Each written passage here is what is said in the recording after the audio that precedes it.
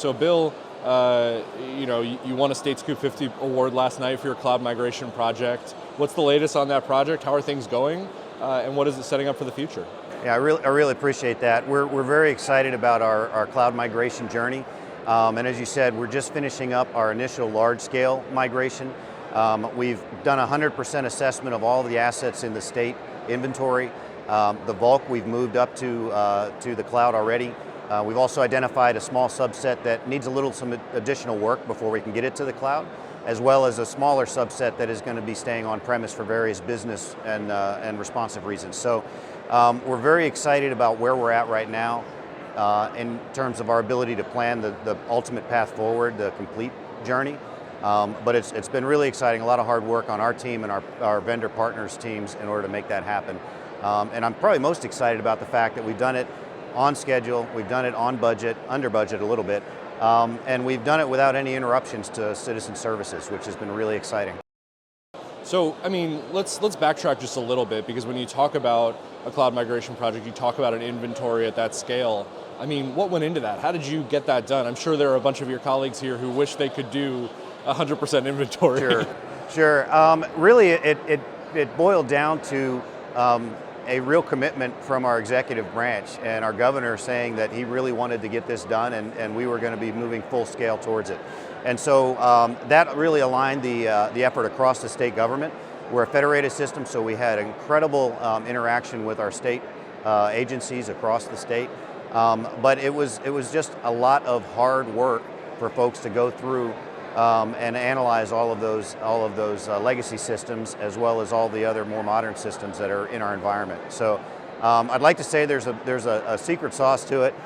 We had some great tools and great partners that allowed us to move more quickly, but really it was just a lot of hard work on some really dedicated folks to do that assessment, look at the latency requirements of all of these platforms, and make some decisions about what was appropriate to move at this time, what was appropriate to continue to work on, and then what really by design needed to stay on premise. So in the end, we're going to be really well positioned. We have a hybrid environment now. It's going to be ultimately moving to multi-cloud. Now we can go to the next stage. But yeah, it's been a lot of hard work on the employee side of the house. I was having a conversation last night with someone talking about kind of the deliberative nature of planning like that.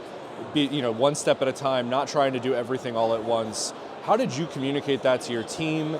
How did you communicate that to leadership to explain that very deliberate approach to making something like that happen? Really, there's been a lot of dialogue. We were talking about our cloud migration and really committed to it from the executive level probably about a year and a half before we really got moving forward, because we had to articulate what the goals were. The cloud, there are a million ways to go to the cloud, but you need to really align your technical approach to what your needs are. And for us, it was all about security and then eliminating some technical debt. And we were able to communicate that to our legislature. They were very gracious in funding the effort. As I said, our governor made a great point of emphasis on it. And so with that alignment, we were able to get people moving forward. Really, the cloud migration is the first step in continuing to evolve our footprint and to continue to take advantage of technology. Now that we've got a large percentage of our resources in the cloud, now we start to move just into a more steady state modernization effort, which will allow us to take full advantage of all of the other cloud native aspects that maybe we don't necessarily have access to today. So we really viewed it as a first step to get us into the cloud environment, and then from there we can grow it. And so, this move to the cloud certainly sets you up for the embrace of AI, which is the topic of everything. Everyone's talking about it all the time. Where is your head going when it comes to AI, and what are some of those first steps that you're taking? Yeah, the first thing we're doing is looking with our business partners around the state at the use cases and trying to align them with proper AI tools. The real exciting point, and you kind of alluded to it, is with our cloud migration, we had to set up a complete cloud infrastructure with governance, separate subscriptions for all of our agencies.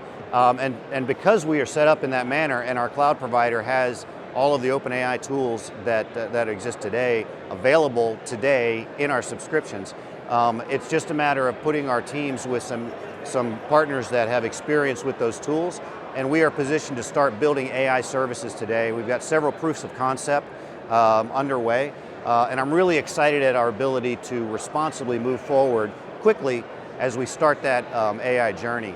While we're doing that, we're building all of the bigger, larger scale governance for the more complex use cases.